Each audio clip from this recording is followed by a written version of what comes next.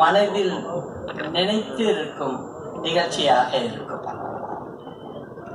தமிழ் திரைகளில் தவிர்க்க முடியாத சக்திகளாக விளங்கியவர்கள் சகோதரர் பாரதி ராஜா அவர்களும் சகோதரர் பாக்கியராஜ் அவர்களும் என்பதை யாராலும் மறுக்க முடியாது.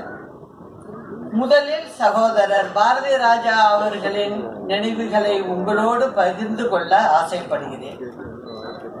நமது கிராமங்களின் இயற்கை அழகினை உற்று நோக்கியதோடு அதனை இவ்வுலகிற்கு வெளிச்சம் போட்டு காட்டிய மனிதராக சகோதரர் பாரதி ராஜா அவர்கள் திகழ்ந்து இருக்கிறார்.